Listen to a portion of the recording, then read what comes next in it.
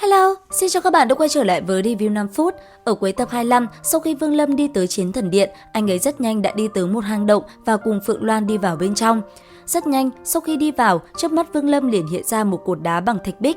Trên cột đá đó có ghi 3 chữ Thần Đạo Thuật.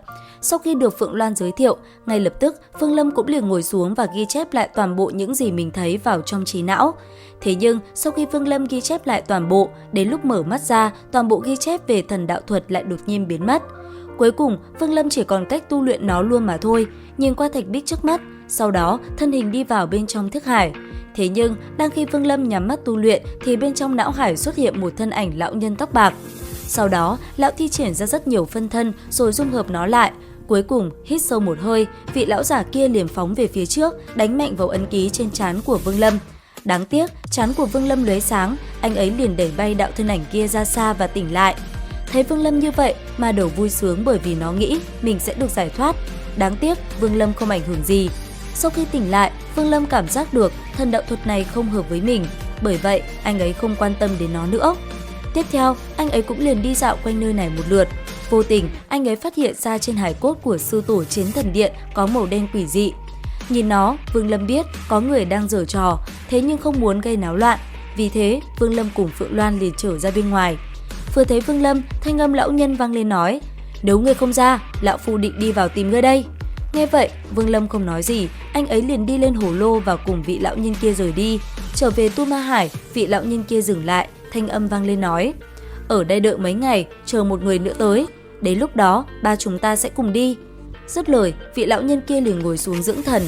Còn Vương Lâm nhìn Tu Ma Hải đầy sương mù kia, anh ấy phát hiện nơi đây phát sinh dị động. Bất chợt, từ phía dưới mặt đất xuất hiện những cây cột lớn. Sau đó, từ phía xa, đám người của Thi Âm Tông đột nhiên xuất hiện, cầm đầu là Triệu Truyện Lương, theo sau là hàng trăm đệ tử. Nhìn Vương Lâm, thanh âm tinh kia vang lên nói: "Mã Lương, ngươi lấy mạng đệ tử Thi Âm Tông, hôm nay ngươi phải đền mạng." Nghe vậy, Bắc Cực Ma Quân hử lạnh quát: "Thật là phiền toái, lão phu không muốn sát sinh, đi hết cho ta." "Tiền bối, người này có liên quan đến một việc rất quan trọng của Thi Âm Tông chúng ta, hôm nay ta cần phải đem hắn đi." Dứt lời, Triệu Truyện Lương dẫn đầu đám tu sĩ Nguyên Anh hành động, một quả cầu với màu tím quỷ dị sáng lên. Sau đó, hắn ta vung tay, một màu đen bao trùm lấy nơi này. Ngay lập tức, tập trung lực lượng của đám người Thi Âm Tông, thủ trảo liền đánh về phía trước. Nhất thời, một cỗ kình lực ép xuống, hướng về hai người Vương Lâm. Thế nhưng đối diện với nó, Bắc Cực Ma Quân chỉ hừ lạnh. Ngay lập tức, hồ lô dưới chân phát sáng, một làn sương mờ phóng ra lập tức hướng về phía thủ trảo kia và phá tan nó. Sau đó, thanh âm vị lão nhân kia quát lớn, lập tức nguyên thần của đám người kia run rẩy, những tên yếu ớt bị chấn bay ra xa. Cảm thấy không ổn, đám người kia sau một hồi võ mồm cũng liền rời đi. Thế nhưng trước khi đi, tên cầm đầu nhìn Vương Lâm nói: "Mã Lương, Thi Âm Tông còn hơn xa những gì ngươi tưởng tượng, đắc tội với Thi Âm Tông là sai lầm lớn nhất của đời ngươi." Dứt lời, thân mình hắn lóe lên cùng hàng trăm người của Thi Âm Tông liền biến mất tại chỗ. Không lâu sau, xuất hiện thêm một người nữa đi tới, trò chuyện một hồi, Bắc Cực Ma Quân nhìn người kia nói: "Đi thôi, địa phương kia cũng sắp mở ra rồi." Dứt lời, mọi người liền đứng trên hồ lô và rời đi. Không lâu sau, tất cả mọi người đã có mặt ở tại một vùng đất trống. Nhìn nó, Bắc Cực Ma Quân liền đưa vào nó một khối linh thạch. Lập tức, truyền tống cũng lập tức khai mở, những cột ánh sáng phóng lên trời cao. Ở vị trí trung tâm, bầu trời như đổi sắc.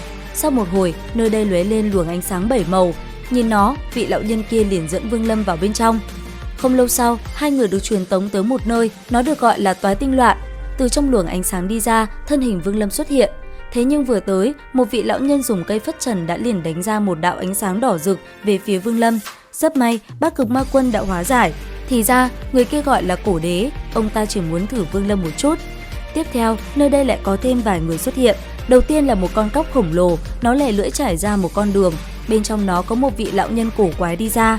Tiếp theo, bầu trời xuất hiện bậc thang, sau đó có hai người trẻ tuổi đi xuống. Sau khi toàn bộ tập trung đầy đủ, mọi người bắt đầu phân công. Cuối cùng, họ liền khởi động trận pháp. Nhất thời, từng cột sáng lại lóe lên, sau đó tất cả biến mất vào hư không. Đến đây thì hết tập 26 tinh nghịch. Xin chào và hẹn gặp lại các bạn ở những video tiếp theo.